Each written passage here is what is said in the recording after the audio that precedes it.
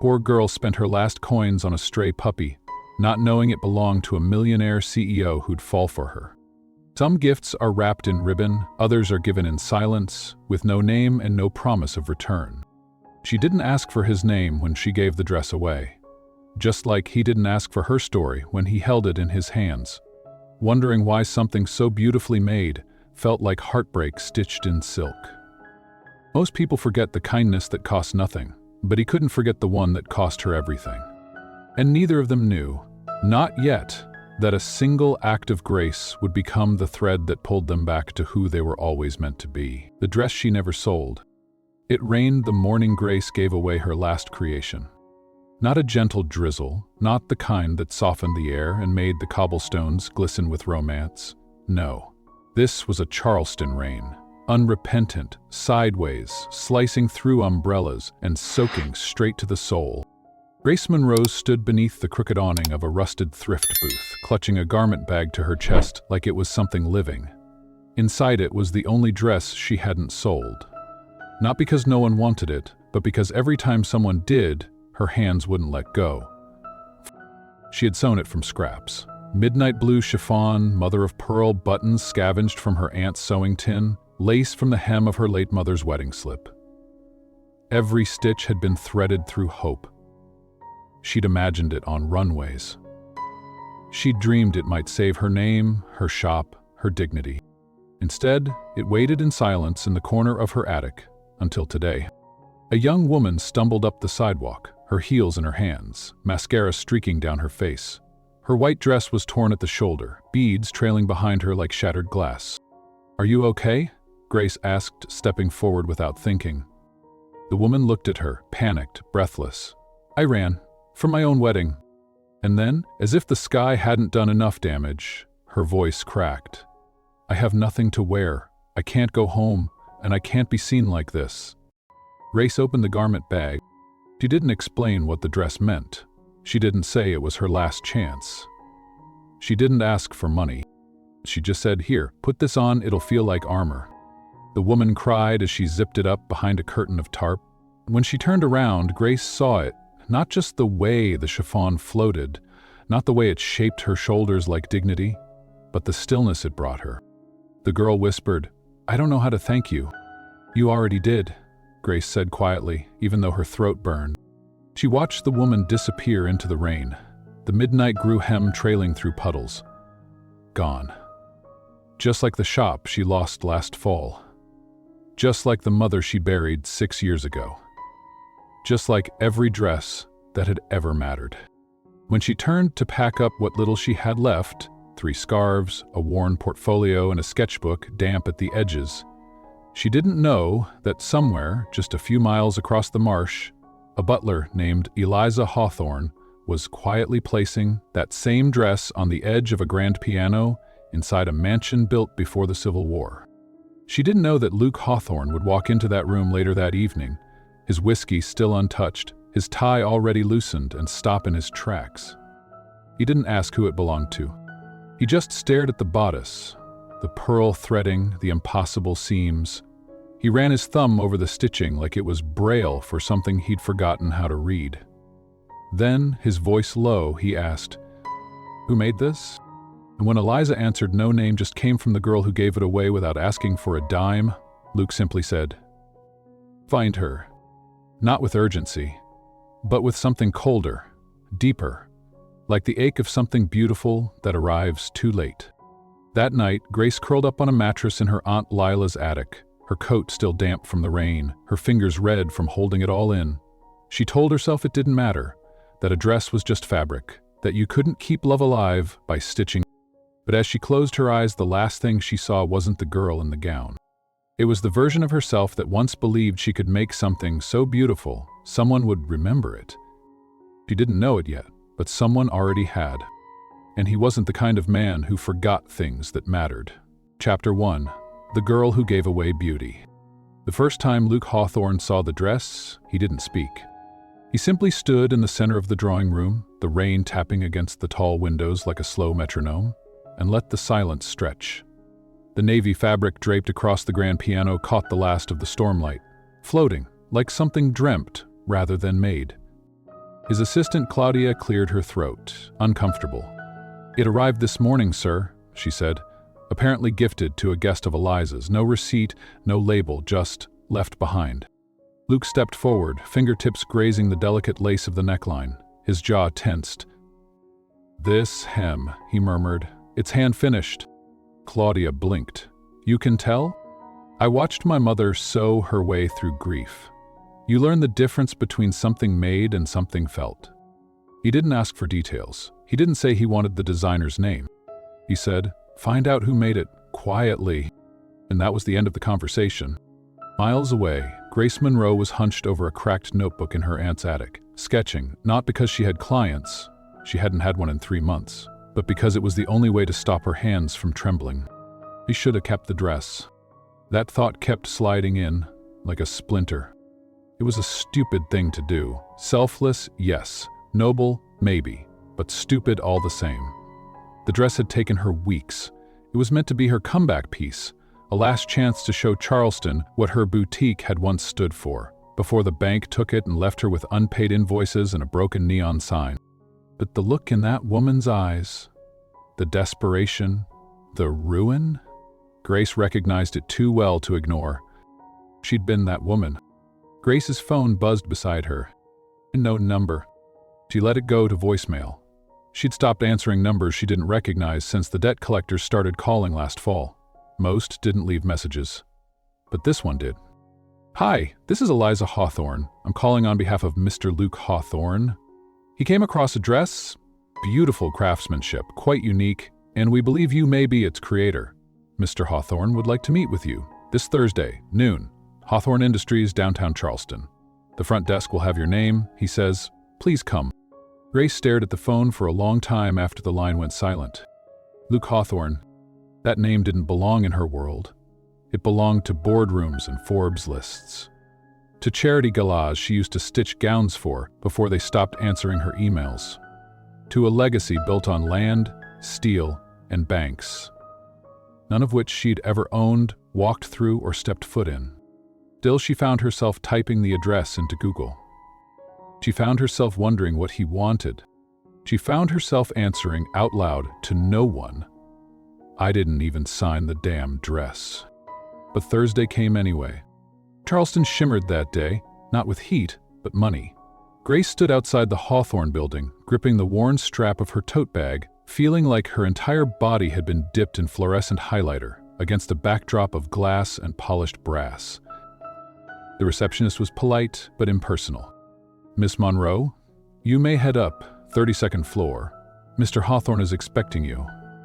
The elevator ride felt longer than it was. She'd never been that high in her life, figuratively or literally. Her palms sweat, her stomach twisted. She smoothed down her blazer 3 times before the doors opened. The floor was quiet, too quiet, until a woman with a sharp bob and sharper heels appeared beside her. "Follow me, he's in the conference room." Grace stepped into the room and immediately wished she hadn't. It wasn't the size, or the windows, or the view of the entire city sprawled out in golden late-morning light. It was the way he looked at her. Luke Hawthorne didn't look like the kind of man who handed out compliments, or smiles, or mercy. He looked like a winter storm, pressed into a suit, sculpted at the jaw, but cold, icy. And yet, the moment he saw her, something in his gaze cracked. "You made that dress," he said. It wasn't a question. Grace steadied herself. "Yes." He motioned for her to sit. She didn't. "It wasn't for sale," she added, arms crossed. "It was a gift. I'm not here to reclaim it." "I'm not offering to return it," Luke said, tone even. "I want to know why you gave it away." Grace blinked. She expected him to ask about pricing, or designs, or commissions. Not this. "She needed it more than I did," she said finally. "That's all?" Luke tilted his head. "That's not all." Her heart pounded, but she held his gaze. "You asked me here to interrogate me." "No." He leaned forward slightly. "I asked you here because you're the first designer in 5 years to make me stop in a room." Grace faltered. "You're not exactly the fashion type." "No," he agreed. "I'm not. That should scare you. But it doesn't, does it?" No, she said, suddenly angry. Because I don't design for people like you. I design for women who are told they're not enough, too loud, too soft, too poor. I don't need your approval. Luke's lips quirked, just barely. Good, he said, because I'm not offering approval, I'm offering a contract. Grace blinked again. Excuse me? You'll work here, he said. 2 weeks, temporary. I need designs for the foundation's charity auction. You'll be paid, respected, and if your work is as good as that dress, I'll back whatever you do next. Grace's throat tightened. And if I say no? He stood. Then I'll keep the dress. And your name will stay off the list of designers who ever mattered in this city. The air thickened between them. Then Grace nodded, just once. Fine, she said. But I'm not doing it for you. And Luke Hawthorne, for the first time in a long time, smiled. Of course not, he said. You're doing it for the dress you never sold. Chapter 2. The interview that wasn't real. The desk they gave her wasn't really a desk. It was a glorified shelf wedged between 2 cabinets in a hallway lined with tax documents and people too busy to say hello. Grace sat stiffly on a stool. Yes, a stool. Trying to figure out how someone could be offered a contract 1 minute and treated like clutter the next. She hadn't even signed anything. After Luke's cryptic offer, Claudia had swept in with a non-disclosure form, an office badge with temp staff printed in fading ink, and a thin packet marked Orientation, internal only. There was no title beneath her name, no email, just a printed schedule of meetings she wasn't invited to, and design deadlines she hadn't agreed to. For someone who'd supposedly impressed a billionaire, she felt about as necessary as the break room vending machine. Hey, new girl. A guy in a slim suit strolled past, smirking. Hope you brought snacks. You're in the tax lane. No one escapes until April. Grace offered a thin smile and turned back to her notebook, trying to sketch the neckline that had haunted her dreams the night before. Not because of the design, because of him. Luke Hawthorne was the kind of man who spoke like his words were already on the record. Crisp, calculated, controlled. But there had been something else in that room yesterday. Something he tried to hide beneath cool logic.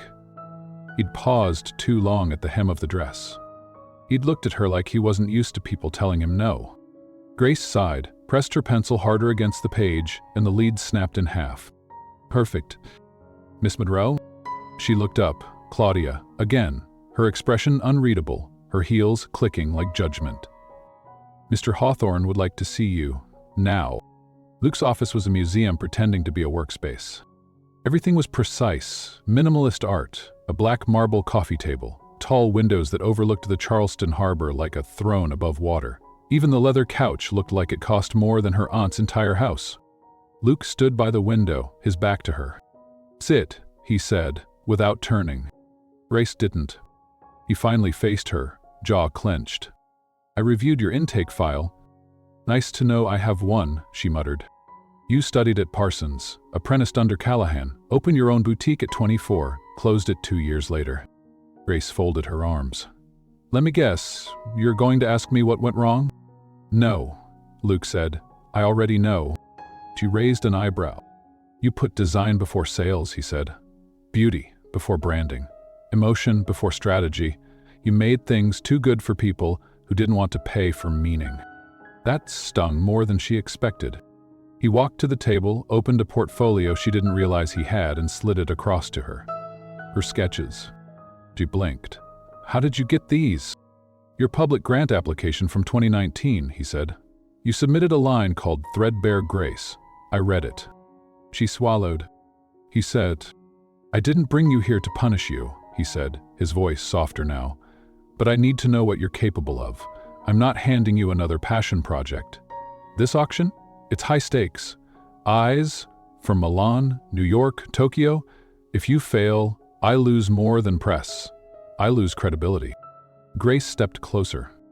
And if I succeed? Then you'll have something you haven't had in a long time, Luke said. Momentum. She looked down at the portfolio. Her old work. Designs she hadn't touched in years. She could barely look at them now without feeling like she'd been sleepwalking through dreams that never came true. Fine, she said, but I want a real workspace, a team. fabric allowance, and my name on every sketch. Luke's lip twitched to almost a smile. You don't negotiate like a temp. That's because I'm not, she said. You just haven't figured out what I am yet. They moved her upstairs. Not to the design floor, Luke said it would draw too much attention, but to an unused glass-walled office near his own. Still no title. Still no email. But this time, she had a door. And sunlight. And silence. And a keycard that opened more than just a broom closet. Over the next 3 days, Grace worked. She didn't eat lunch, she didn't check her phone. She pinned muslin to mannequins until her fingers ached. She stitched emotion into each fold, each drape. Every time she thought of her old shop, how empty the racks had been at the end, she poured that memory into a hem or a sleeve. Luke watched her more than he spoke. He would pass by quietly, a glass of bourbon in his hand, pausing just long enough to notice she was still there. Once, she caught him staring at her hands as she unrolled a bolt of fabric, not in a romantic way, in a way that looked almost curious, like he didn't understand how someone could build beauty out of nothing. She never asked about the dress again, and he never mentioned it. Until Thursday. You missed your lunch break again. Grace looked up. Luke stood in her doorway, holding a brown bag. She blinked. You brought me food? No, he said dryly. Claudia did. I'm just the delivery boy. He handed it to her, but didn't leave. Instead, he walked over to the mannequin by the window, the one draped in deep plum velvet, still unfinished, and ran his fingers along the edge of the collar. This one's angry, he said. Grace raised an eyebrow. Excuse me? This dress, he said.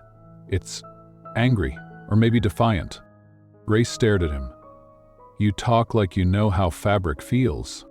I don't, he said quietly. But I know what anger looks like when it's trying not to be seen. Silence. Then, softly, Grace said, Maybe it's just honest. He turned to her, something unreadable in his eyes. Good, he said. Don't lose that. She looked down at the bag in her lap. Still warm. Thanks, she said quietly. He nodded, then paused at the door. For what it's worth, he added, that day you gave the dress away, you weren't just saving a stranger. You were saving someone who forgot what care looked like. Grace didn't answer. Not because she didn't have words, but because, for the first time since she lost everything, someone had just seen her. And it wasn't pity in his voice. It was recognition, bent pins and cold coffee. The coffee was cold. Again.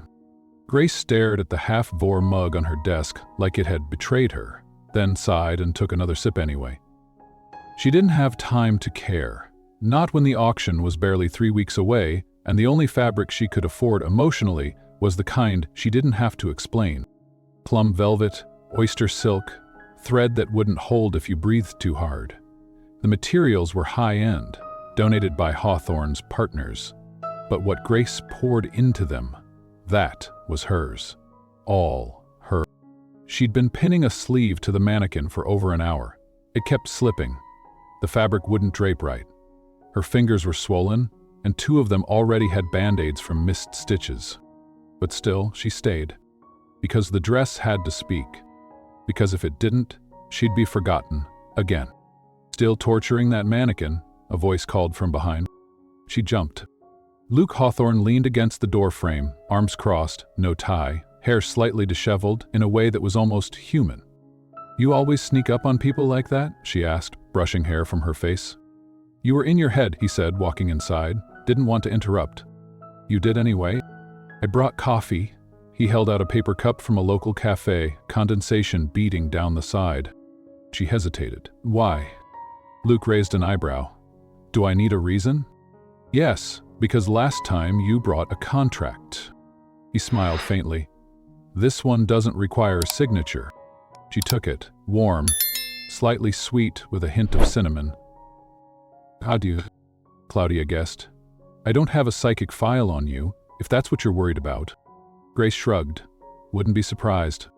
They stood in silence, the dress between them. He studied it the way she wished buyers did. Not with ownership, but reverence. "I thought about the first dress again," he said softly. Grace's eyes snapped up. He didn't look at her, just at the fabric, as if confessing to it instead. "You didn't sign it. Didn't brand it." That bothered me. Why? Because it meant you never expected to be found. Grace took a slow sip. "I didn't." "Why?" "Because people like me don't get found, Mr. Hawthorne." He flinched. Just slightly. "Luke." She met his eyes. "People like me don't get second chances. We get warnings. We get rejections. We get one boutique, one shot, and when it closes, the lights don't come back on." He looked at her then. Really looked. Like he wanted to argue, but couldn't. "I never cared about fashion," he said, walking toward the window. "When my mother died, she left a whole closet full of gowns. Ballrooms she never danced in, dresses she never wore. My father boxed them up the next week, said grief didn't suit the company." Grace swallowed. Luke turned back around. "But when I saw your work, I didn't see fabric. I saw something she would have worn. Something that would have made her feel alive again." She blinked fast, suddenly unsure where to put her hands. He stepped closer, his voice quiet now. "What?" "Most people." Grace smiled, a soft, honest thing. "Neither am I." They stood in the glow of late afternoon light, him in his $1,000 shoes, her in thread-covered jeans, and for a moment, they weren't CEO and staff. They were just two people who'd lost something they hadn't named yet. The next day, things went sideways. Literally.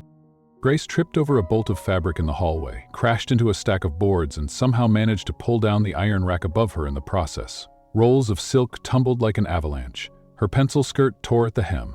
Her shoe broke, and when she stood up, dusted in pins and mortified to her bones, guess who was standing there? Luke, of course. He didn't laugh. He didn't smirk. He stepped over a pile of tulle, knelt beside her, and said, "You okay?" "No," she muttered.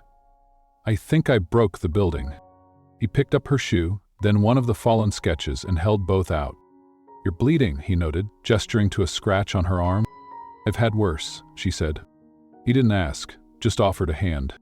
He stared at it, then took it. His grip was warm, strong, grounding.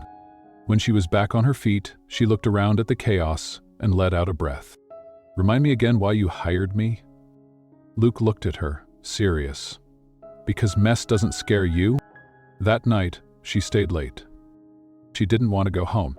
Aunt Lila was kind, but the attic was cramped, and the house was filled with memories of a mother who believed in magic and a world that never gave her the chance to show it. Grace sat at her desk under the soft glow of her task lamp, running her fingers along a stitched bodice, when she heard footsteps. Again.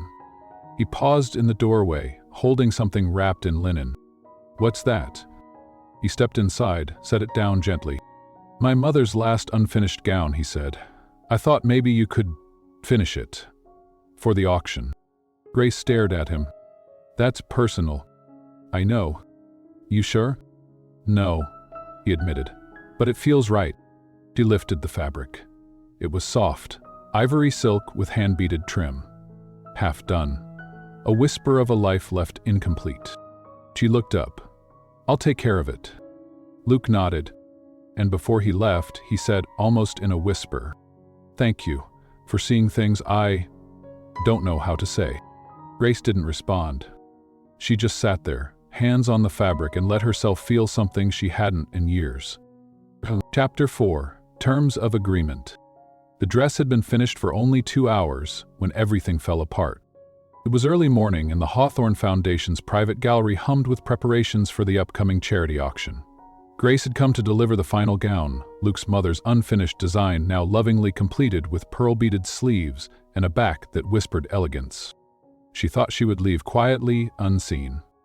But when she stepped into the gallery with the dress bag, flashbulbs erupted. "Grace Monroe, over here. Is it true you're Luke Hawthorne's secret fiancé? What's your connection to the Hawthorne legacy?" Her hand clutched the hanger tighter, her heart seized. Security intervened fast. Claudia appeared like smoke, flanked by 2 guards. "This way," she hissed, grabbing Grace by the wrist. By the time they reached the elevator, Grace was shaking. "What the hell was that?" she demanded. Claudia's face was tight, unreadable. "It leaked." "What leaked?" Claudia turned to her. "A photo. You and Mr. Hawthorne. The velvet gown. His private office. A blog called it The Billionaire and His Muse." Grace's blood ran cold. "I never signed anything. I'm not even officially employed." "And yet, you've become a headline," Claudia said, pressing the elevator button with too much force. They rode in silence. At the top floor, the doors opened. Luke stood at the end of the hallway, jaw set, his phone in one hand, a printed article in the other. He didn't say hello. "Come in."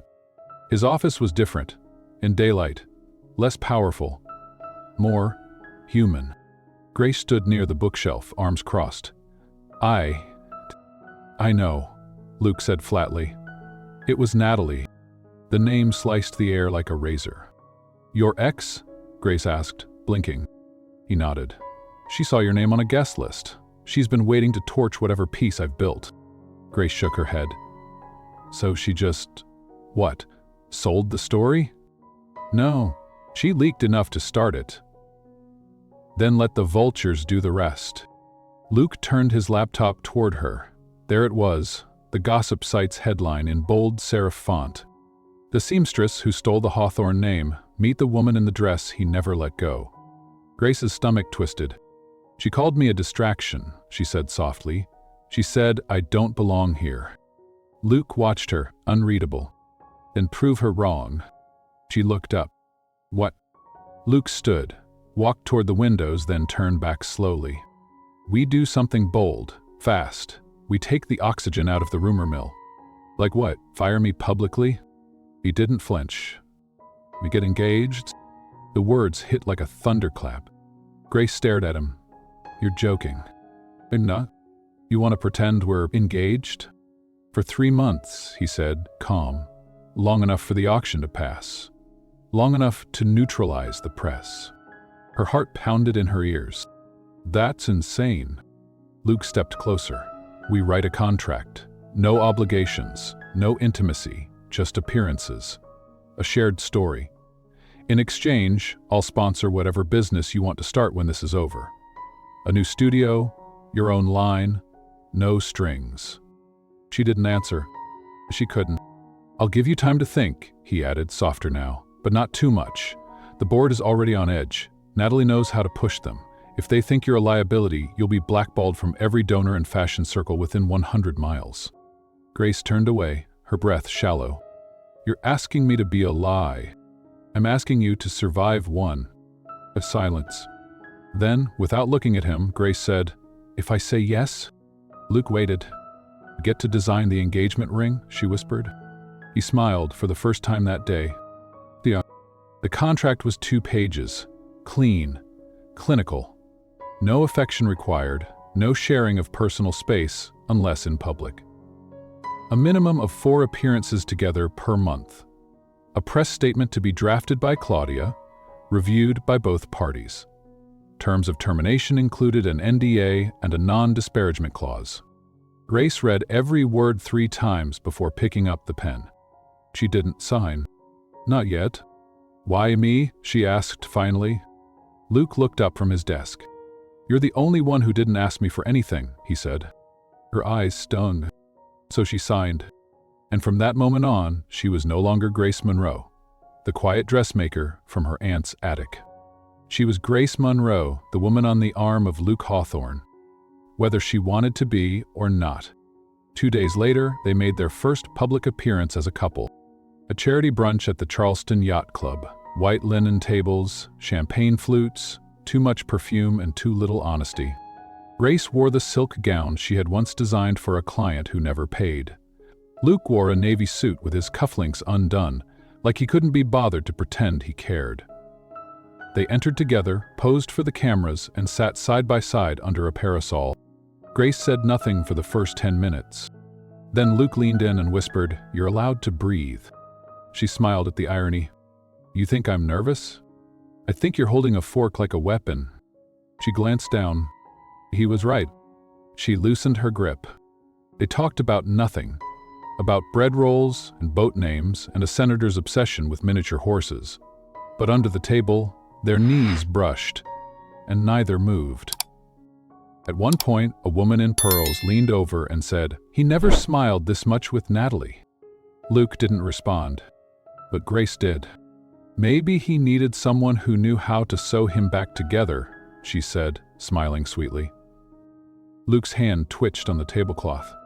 Later that night, back at the mansion, Grace stood on the balcony overlooking the garden. The wind tugged at her hair. The stars blinked like secrets. Luke stepped outside behind her. "No one's ever said that about me before," he said. She didn't turn around. "Said what?" "That I needed to be sewn back together?" Grace exhaled. "Maybe because they never saw the ripped seams." Silence. Then Luke said softly, "You keep doing that." She finally turned to face him. "Doing what?" "Making things that shouldn't feel good feel safe." Grace didn't respond. She couldn't. Because he was looking at her the way someone might look at a scar and suddenly see strength instead of shame. And that look? It scared her more than anything the press could print. Chapter 5. The engagement that wasn't hers. The ring was perfect. Not too large, not too loud. A vintage cut sapphire set in rose gold, surrounded by small diamonds. The kind of ring a woman would design if she wanted to be remembered but not envied. Grace had chosen it the same way she chose her fabrics. Intuitively, quietly, without asking for permission. It was delivered to the mansion in a small black box with her initials embossed in gold. No note, no fuss. When Luke opened it, he simply said, "You have taste." Grace had already walked away. The gala was held at the Whitmore Estate, 30 miles outside Charleston. Long gravel roads led to a marble entrance flanked by white columns and 4 luxury cars with engines humming even at rest. Inside, the air smelled of old money and orchids. Grace walked in on Luke's arm, the engagement ring catching the chandelier light with each step. Her dress, midnight silk with a cape-like back and silver thread embroidery, was one of her own, no label, just hers. People stared, that was expected. But the way they whispered, that was new. "Is that her? That's the designer. She doesn't look like his usual type." They didn't say it with venom, they said it with curiosity, like Grace was a riddle no one had solved yet. A ghost in silk. A name without a pedigree. Luke leaned close. "You're handling this well." Grace kept her eyes forward. "I learned early that silence makes people nervous." "Powerful," he murmured. "Uncomfortable," she corrected. He chuckled softly. "Both can be true." As they reached the top of the staircase that overlooked the ballroom, Luke squeezed her hand gently. A signal. Cameras flashed. He turned toward her, lifted her left hand in his, and kissed her knuckles. The room erupted in applause. Grace smiled. Not because she felt like smiling, but because she knew how to wear a lie beautifully. The rest of the evening was a blur of faces, flutes, and fabric. At one point, she found herself standing in front of a senator's wife, who examined the embroidery on her gown as if inspecting merchandise. "You made this?" Grace nodded. The woman tilted her head. "How interesting. You're talented." And then, without warning, "Do you ever feel out of place?" Grace blinked. "Every day?" She said it with such calm that the woman actually smiled. "Refreshing," she said, turning away. But Grace stayed frozen for a second longer, her throat tight.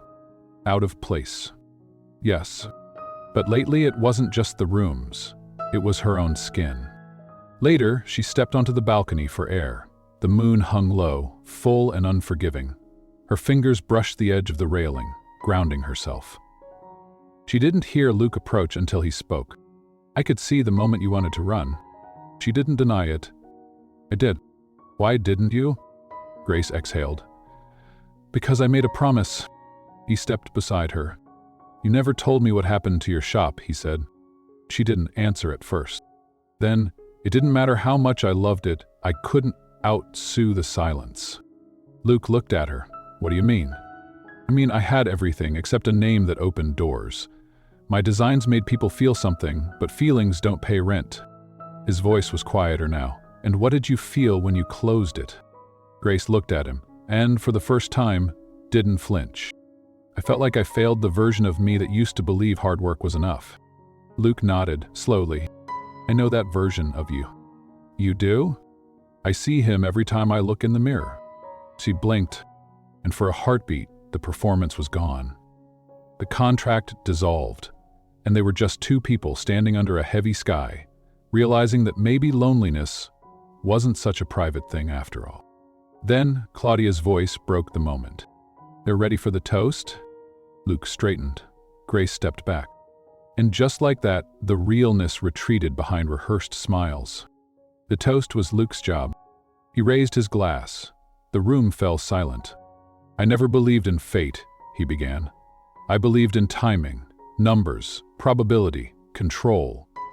Until I met someone who proved that sometimes beauty isn't planned. It simply arrives and asks nothing in return." Grace's throat tightened. She didn't walk into my life with expectation. She walked in with a sketchbook and a kindness I didn't deserve. She gave without asking. And tonight, I give you my word. I'll spend every day making sure the world knows her name. He looked at her, dead in the eye. And in that moment, Grace forgot it was pretend. Because her name had never sounded like that before, like something holy. The crowd erupted in applause. She nodded. She smiled. And she whispered to herself, "This isn't yours, remember that." But when Luke came back to her side, she leaned into his shoulder just enough to forget. Just for a second. Just long enough to wonder what it would feel like if this were real. Chapter 6. The Woman Beneath the Thread. It was past midnight when Grace found the door slightly ajar. She'd been looking for a quiet place to breathe. The gala had ended hours ago, the guests gone, the champagne flat. The lie still pressed against her like silk that didn't quite fit. She walked barefoot down the marble hallway of Luke's estate, holding the hem of her gown so it wouldn't drag. That's when she noticed it, the faint glow beneath the crack of the study door. Light, still on. She didn't mean to look, but she did.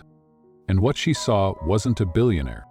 It was a man sitting on the edge of a couch, elbows on knees, tie loosened, staring at a small wooden box in his hands, like it held the remains of something he couldn't bury. Grace could have walked away, but she knocked once. Luke didn't flinch. "It's open." She stepped in gently, the old hardwood cool beneath her feet. "I didn't mean to interrupt." "You didn't." He didn't look at her, just opened the box. Inside were letters, thin envelopes worn at the creases, yellowed with time. One fell out onto the floor. Grace stooped to pick it up. It had a date in the corner, 2002. The ink faded but still visible. Luke said quietly, "My mother's handwriting." Grace handed it back, her fingers brushing his. "She used to leave me notes," he said, "in lunchboxes, inside coat pockets, once inside the cuff of a suit jacket before my first speech." "What did they say?" He unfolded the one in his hand. It was short. "Be good, be kind, be better than yesterday, Mom." Grace felt her throat tighten. "I didn't save them to remember her," Luke continued. "I saved them to remember me. The version of me she saw. Because the world doesn't care who you are underneath. It just asks what you own." He finally looked up. His eyes were glassy but unbroken. "And that's why I stopped letting people in." Grace sat down across from him. "What happened to her?" she asked gently. "Leukemia. Fast. Brutal. I was 19. My father, he grieved by erasing, packed up her dresses, sold her paintings, cleared the house like grief was a stain." He paused. "I kept these in secret, in my desk, like they were contraband." Grace nodded, silent. And then, almost without realizing, she pulled something from her own purse. A folded piece of paper. Old, soft, and ink-smudged. She handed it to him. Luke unfolded it. A sketch of a young girl standing in a storefront, her hands stained with thread, her eyes full of light. Over her head, in her own messy handwriting. Monroe, Atelier. Coming soon. Luke looked at her. Yeah. I drew it when I was 15, she said, her voice catching. I taped it to my bedroom ceiling. Told myself if I ever made it, I'd frame it in the front window. Did you? She shook her head. The shop never lasted long enough. He folded the paper carefully and handed it back. No one ever showed me that version of you, he said. No one ever asked. Luke leaned forward. I'm asking now. For a second, the air between them changed. She saw not the suit, but the boy who saved his mother's, handwriting like scripture. And he saw not the contract bride, but the girl who gave away her dream and called it survival.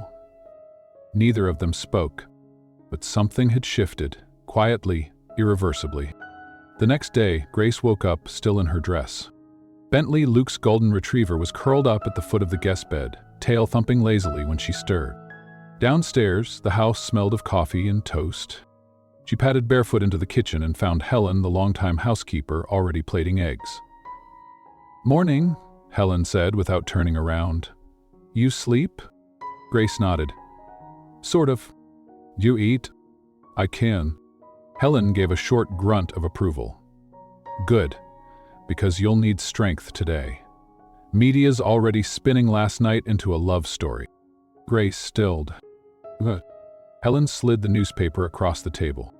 There they were, on the front page of the Charleston Chronicle. Billionaire's quiet bride steals spotlight and hearts. Who is Grace Monroe? Grace stared at the photo. She didn't recognize herself. The angle was soft, her eyes distant, her smile half-curved. She looked like someone who belonged, and that terrified her more than anything. Later that morning, Luke found her in the conservatory, sketching, barefoot, beside a potted fern. I saw the paper, he said. I'm not angry. You should be. She shrugged. They didn't lie. They just filled in blanks we left empty. Luke studied her. I meant what I said last night. She kept drawing. And I heard you. And? She looked up. And I'm scared. Luke's voice dropped. Of what? Of wanting this to be real. Silence. Then Luke said softly, So am I. That night, she found a note taped to her bedroom mirror. Tomorrow, 7 p.m., the ballroom, no guests, wear something honest. No signature, but she knew it was him. She smiled, and for the first time in years, she didn't feel like the girl who was always waiting outside the door. She felt like someone worth opening it for. Chapter 7. She was never meant to stay. Grace didn't need the flash to know the photo was real. She saw it on Claudia's tablet, her stomach twisting tighter with each swipe. Paparazzi images. Half a dozen. Her stepping out of Luke's car, entering the mansion at night, leaving the guest bedroom in one of Helen's robes, barefoot. Then one final shot, Luke brushing her hair back during the gala toast. Every one of them looked intimate, intentional. I don't understand, Grace whispered. Who leaked these? Claudia didn't answer. She didn't need to. The answer came seconds later in the form of a high heel clicking into the corridor. Natalie, impeccable as ever, hair like glass, a designer bag clutched loosely in her hand like a weapon she didn't need to raise. Hello, Grace, she said sweetly, her voice a polished dagger. Grace stood taller. How did you get these? Natalie smiled. I'm well connected and curious. I thought the world deserved to know the face of Hawthorne Industries' new seamstress in residence. You mean fiancé? Grace said quietly. Oh, darling. Natalie let out a soft laugh. Do you really think a man like Luke gives out real rings to women like you? Grace's stomach sank, but she didn't move. You don't belong here, Natalie added, stepping closer. You're a beautiful placeholder in a beautiful story, but you and I both know it's fiction. Grace said nothing. She didn't have to, because the next voice that spoke came from the hallway. I'm sorry. I didn't realize my house had open auditions for cruelty. Natalie froze. Luke stood in the doorway, his expression unreadable, but his voice, cold, cutting, made even Claudia shift uncomfortably. You're not welcome here anymore, he said. Leave. Natalie raised her chin. It was always going to end like this. No, Luke replied. It's starting to end now, because this time, I'm not staying silent. And then she was gone. But the damage stayed. Later, in the conservatory, Grace sat cross-legged on the floor, the newspaper folded in her lap. The headlines were worse than the photos. Is it all just fabric, inside the staged romance of Luke Hawthorne and Grace Monroe? She hadn't spoken to Luke since that moment in the hallway, not because she was angry, because she didn't trust her voice to survive it. But he found her anyway. Grace, don't. She didn't look at him. He stepped closer. I didn't know she had those photos. She said I was temporary, Grace whispered. And the worst part is, she's not wrong.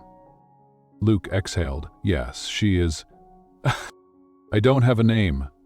I don't have power. I'm a girl from an attic with a sewing machine and a history of being left behind. He knelt in front of her. Then let me stay. Grace finally looked up. Her eyes were glassy. Why? Because I've been surrounded by people who only love the version of me that wins. You don't care whether I win. You care whether I'm kind. Silence. Then, softly, you saw the man beneath the empire. And I saw the woman beneath the thread. Grace blinked fast. But that's the problem, she said. We saw each other, and now it hurts too much to pretend we didn't. That night, Grace packed a bag. Just one? A few dresses? A few sketches, her sewing scissors wrapped in a silk scarf. She left the ring on the nightstand. She didn't write a note. She didn't cry. She simply stepped out into the Charleston night, let the quiet swallow her, and walked back toward a life she'd left unfinished. Because deep down, she knew. She was never meant to stay. And maybe that was the most honest stitch she'd ever sewn. Chapter 8. The dress she never sold. The attic hadn't changed. Same crooked beam over the bed, same chipped mirror leaning against the wall, same faint smell of cedar and dust and memory. Grace sat on the hardwood floor, legs pulled to her chest, her sketchbook open beside her, untouched for hours. She hadn't sewn a single thing since she left. And that scared her more than she was willing to say. Downstairs, Aunt Lila made tea in silence. She hadn't asked questions when Grace arrived, just opened the door and held her tightly in a way that said, you don't have to explain the storm to someone who's already dried herself in it. But now, as the house ticked into midnight, Grace knew something was coming undone. Not her pride, her belief. She stood, walked to the corner, and reached beneath a stack of storage bins until her fingers brushed the edge of something soft. The original dress. Not a replica, not a retelling. The dress.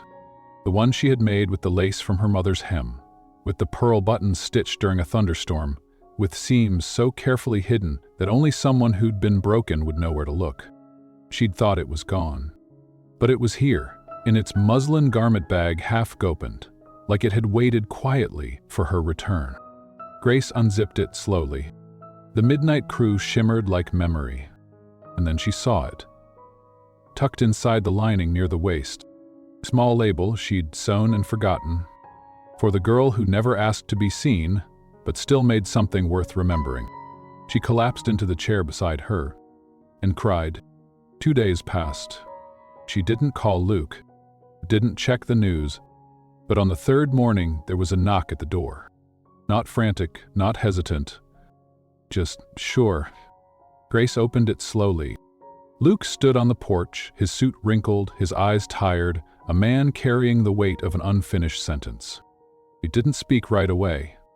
Instead, he held out a small box. I didn't know if you'd come back, he said softly. So I brought the part I couldn't forget. She opened the box. Inside was her sketch.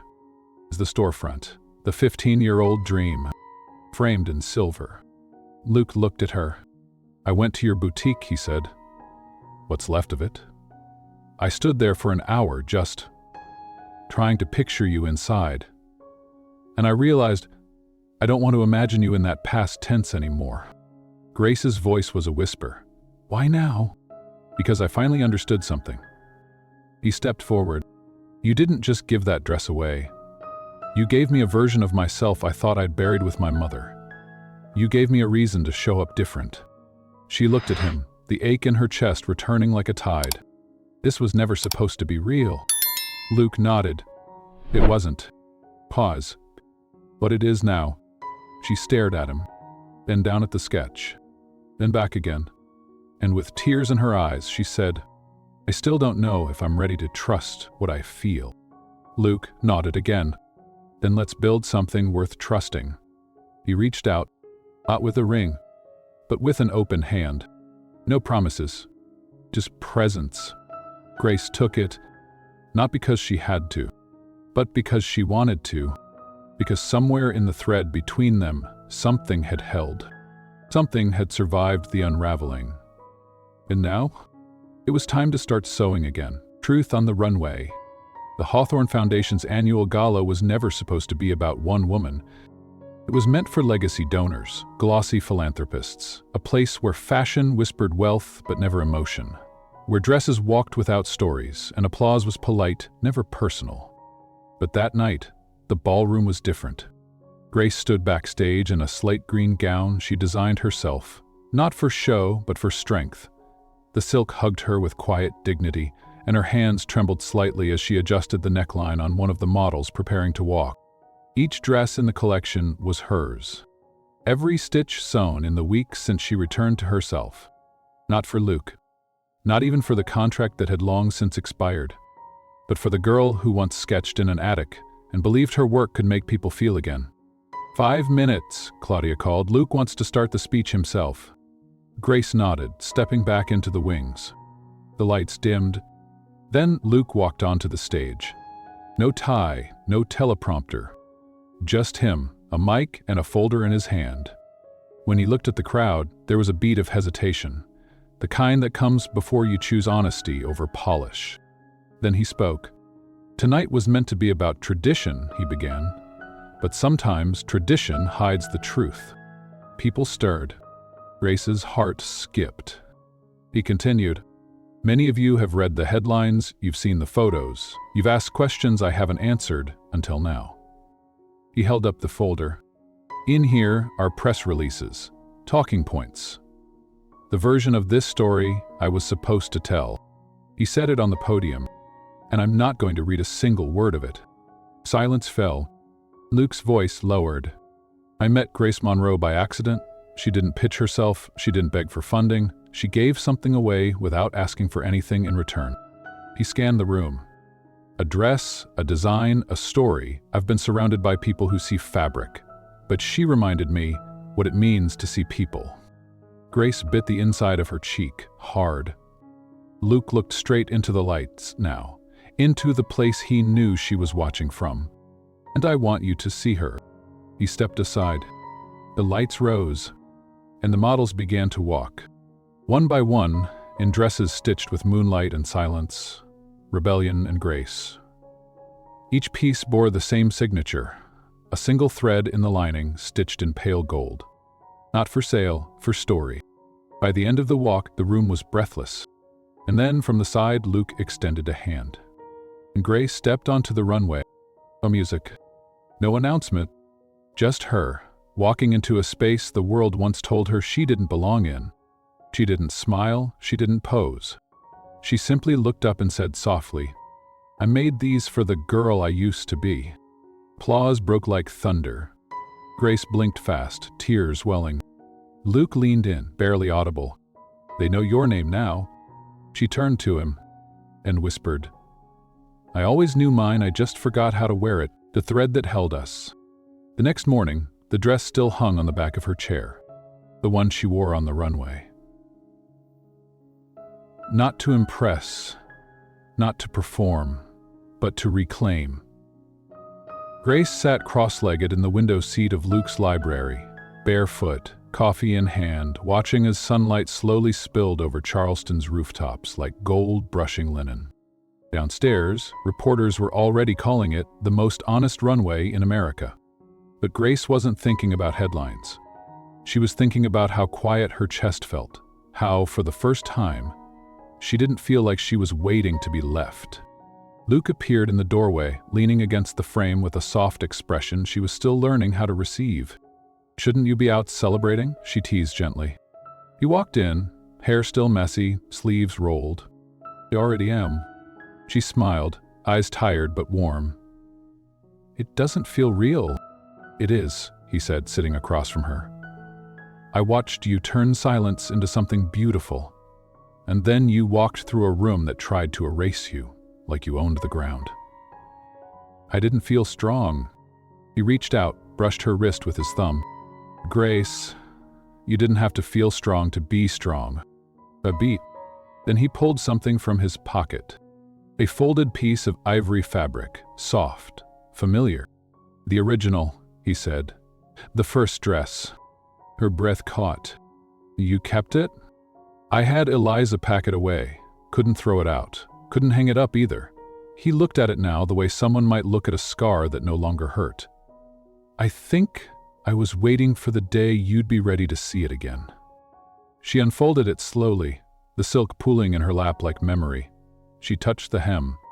"That's the first thing I ever made that felt like me," she said quietly. Luke nodded. "It still is." She looked at him then, holding his gaze, heart open and unsure. "What now?" He stood slowly, walked to her, knelt, and pulled a small velvet box from behind his back. Grace's breath caught again, but this time it wasn't fear. It was that strange, fragile thing she hadn't dared let herself believe in for years. Realness. "I don't have a script," Luke said. "No press plan, no perfect words. But I do have this." He opened the box. A ring. Not the same as before. This one was simple. A single gold band with a stitch pattern carved along the sides. He smiled. "I told the jeweler I wanted to look like it was sewn." Grace laughed through a sudden burst of tears. Luke took her hand. "No more pretending," he said. "No more contracts. Just a future we choose, even when we're scared." Grace blinked fast, then whispered, "Yes." He slid the ring onto her finger, and it fit like it had always been meant to be there. The wedding was quiet, a garden ceremony beneath an arch of wild jasmine, with Helen fussing over the table settings and Bentley trotting down the aisle wearing a bow tie. Aunt Lila cried through the whole thing and gave Grace her mother's thimble wrapped in ribbon for courage. Grace wore a dress she made in silence. No label, no price, just feeling. Luke wore a gray suit and a piece he hadn't known since he was 19. When they exchanged vows, Grace didn't talk about forever. She talked about choice. "I choose you," she said, voice steady. "In the quiet, in the mess, in the moments that don't need fixing. I don't love your empire. I love your unspoken." Luke's vows were just one line. "You reminded me I didn't need to be stitched back together to be worth wearing love again." They kissed beneath a sky that broke open with soft rain, the kind that doesn't drench but blesses. And when Grace looked up, she swore the clouds pulled back like curtains, and for once the whole world was just still. Later that night, barefoot on the porch swing with her head on his shoulder and Bentley asleep at their feet, Grace whispered, "You never told me what made you believe in me first." Luke sipped his coffee and smiled. "The day you gave away your last dress. You didn't ask for recognition. You just acted with heart. And I realized, some people build kingdoms, but some people stitch them together when they fall apart." She reached for his hand, and as the swing rocked gently under the stars, the wind brushing past like music, Grace closed her eyes. Because now she knew. She hadn't just sewn a dress. She'd sewn her way back to herself. And somehow, beautifully, he had found her in the thread, the note she never removed. They found the note years later, tucked beneath the lining of Grace's wedding dress, hidden so deep that even she forgot it was there. Ellen had been preserving the gown, folding it with gloves and lavender sheets, when her hand brushed something stitched inside the hem. A scrap of muslin, old, softened with time, ink faded but still legible. She didn't read it aloud. She just brought it to Grace. Grace held it in her hands like it was a relic from a former life. She traced the edges, remembered the night she wrote it, knees on the floor of the attic, hands shaking, no one watching. She unfolded it, and read the words she once left for herself. If you ever forget who you are, remember this. You made beauty when no one was looking, and that is more than enough. Luke sat across from her, barefoot, reading her face as if it were scripture. You wrote that? He asked. She nodded, slowly. For the day I wanted to leave it all behind. He reached across the table, wrapped his fingers gently over hers. Don't ever remove it. I won't, she whispered. It's the only label I ever needed. They never put her name on buildings, but they whispered it backstage at every fashion week. Not because she conquered, because she endured. Grace never opened a flagship store. Instead, she opened a studio, small, sunlit, quiet, where young designers came not to be famous, but to be seen. There was no dress code, no perfection, just raw fabric, trembling hands, and stories sewn without shame. Her most famous piece was never sold. It sat in a museum in Charleston under a plaque that read, "The dress she never sold and the woman who chose to stay anyway." Years later, someone asked her in an interview, "How did you know Luke was the one?" She smiled, gently. Or he might say, "And you never asked me to prove I belonged." And when did you know you were in love? Grace looked down at her hands, still calloused from work, still marked with needle pricks and ink smudges. When I realized I didn't need to design for survival anymore, she said, I was designing from peace. Some women wait for their story to begin. Others sew it together, thread by thread, memory by memory, until one day they look up and realize they were never just surviving, they were becoming. If you've ever given your last thread to someone else, if you've ever made something beautiful and gone unseen, if you've ever been told you're too quiet, too much, too invisible, you are not forgotten. You are the thread. You are the hands behind the seams. And someday, someone will love you not for what you've survived, but for how you stitched your way home and never stopped believing in the shape of your own name. What did this story mean to you? If Grace's journey touched something in you, I hope you'll share a moment from your own story in the comments. Because some truths deserve to be said out loud, and some dresses were never meant to be sold, only remembered.